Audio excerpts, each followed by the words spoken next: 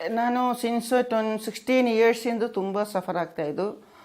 ಆವಾಗ ಮೈಂಡಲ್ಲಿತ್ತು ಸರಳವಾಸ್ತು ಹೋಗಬೇಕು ಅಂದೆ. ಬಟ್ ನಮ್ಗೆ ಅಷ್ಟು ನಂಬಿಕೆ ವಿಶ್ವಾಸ ಇಲ್ಲ ಅದ್ರ ಮೇಲೆ.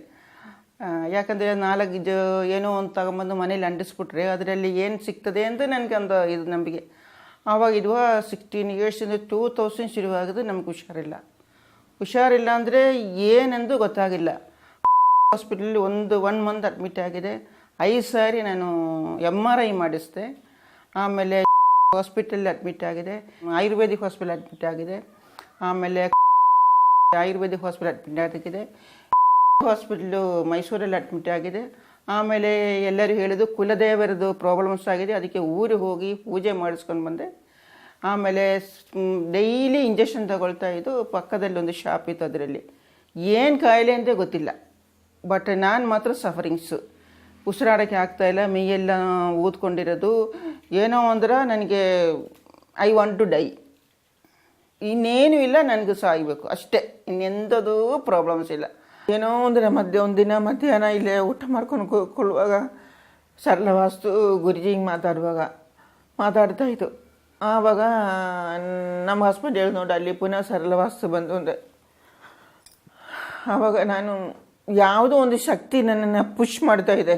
ಯು ಡೂ ದಿ ಟೆಲಿಫೋನ್ ಅಂದು ನನಗೆ ಬೇಗನೆ ನಾನು ಟೆಲಿಫೋನ್ ಮಾಡಿಬಿಟ್ಟು, ಬೇಗನೆ 1 ನಿಮಿಷದಲ್ಲಿ ಟೆಲಿಫೋನ್ ಮಾಡಿಬಿಟ್ಟು, ನಮಗೆ ಸ್ವಲ್ಪ ಪ್ರಾಬ್ಲಮ್ಸ್ ಇದೆ ಬನ್ನಿ ಎಂದು. ತಕ್ಷಣವೇ ಅವರು ಬಂದು ಒಂದು 2-3 ಡೇಸಲ್ಲಿ 5 ಮಂತ್ಸಲ್ಲಿ ಒಂದು ವೆರಿಫಿಕೇಷನ್ ಎಲ್ಲ ಮಾಡಿ ಇದೆಲ್ಲ ಮನೆ ಎಲ್ಲ ನೋಡಿಬಿಟ್ಟು ಸಮ್ ಚೇಂಜಸ್ ಮಾಡಬೇಕು ಅಂತ ಹೇಳಿದೆ. ಮನೆ ನೋಡೋದಾಕಿಲ್ಲ ಸರ್, ಮನೆ ನೋಡೋದಾಕಿಲ್ಲ, ಏನದು ಇಲ್ಲ, ಸ್ವಲ್ಪ ಚೇಂಜಸ್ ಮಾಡಬೇಕು ಅಂತ ಹೇಳಿದೆ. ಸರಿ, ನಾವು ಅಕ್ಸೆಪ್ಟ್ ಆಗಿದೆ. ಅವರ ಆವತ್ತಿನ ದಿನವೇ ನಮಗೆ ಇದನ್ನ ಬಗ್ಗೆ ಎಲ್ಲ ಡೀಟೇಲ್ಸ್ ಆಗಿ ಹೇಳಿದೆ. ವಾಸ್ತು ಮಾಡಿ 9 ಮಂತ್ಸ್, ಈಗ ಆಲ್ಮೋಸ್ಟ್ 10 ಮಂತ್ಸ್ ಆಗ್ತಾಯಿದೆ. 7 ಮಂತ್ಸಿಂದ ನಾನು ಆಸ್ಪತ್ರೆಗೆ ಹೋಗಿಲ್ಲ. ಇಲ್ಲ ಅಂದಿದೆ each and every month 5,000-6,000 rupees hospital ಬೇಕಾಗುತ್ತೆ ನನಗೆ. ನಾವು ರಿಟೈರ್ಡ್ ಒಂದು ಪೊಲೀಸು, ನಮ್ಮದು ಜಮೀನು ಅಷ್ಟೊಂದು ನಮಗೆ ಟೊಲರೇಟ್ ಮಾಡೋಕ್ಕೆ ಆಗ್ತಾ ಇರಲಿಲ್ಲ. ಬಟ್ ಈಗ ಹಾಸ್ಪಿಟ್ಲಿಗೆ ಹೋಗ್ತಾ ಇಲ್ಲ, ಯಾವ ತೊಂದರೆ ನನಗಿಲ್ಲ ಸರ್. ನಾನು ಸ್ವಾಮೀಜಿ ಬಗ್ಗೆ ಹೇಳೋದಕ್ಕಿಂತ ಅವರ ಅಪ್ಪ ಅಮ್ಮನ ಮೇಲೆ ಹೇಳ್ತೀನಿ.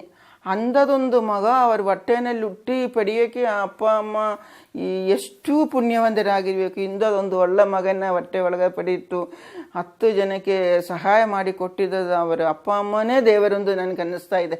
ದೇವರ ಥರ ಒಂದು ಮಗ ಹುಟ್ಟಿದ್ದಕ್ಕೆ ನನ್ನ ಕಡೆಯಿಂದೂ, ನನ್ನ ಹಸ್ಬೆಂಡು, ನನ್ನ ಮಕ್ಕಳು, ಎಲ್ಲರ ಸೈಡಿಂದು, ನನ್ನ ಸೈಡಿಂದು ಸ್ಪೆಷಲ್ ಥ್ಯಾಂಕ್ಸ್ ಟು ದಿ ಗುರುಗಳು. ನಾವೆಲ್ಲರೂ ದೇವರ ಬ್ಲೆಸ್ಸಿಂಗ್ಸ್ ಇದ್ದರೆ ಒಂದು ಸರಿ ಸಹ ಗುರುಗಳ ಹತ್ರ ಬಂದು ಅವ್ರ ಪಾದ ನಮಸ್ಕಾರ ಮಾಡಿಬಿಟ್ಟು ಒಂದೇ ಬರಬೇಕು ಅನ್ನೋದು ಒಂದೊಂದು ಆಸೆ ಆಗಿದೆ ನನಗೆ.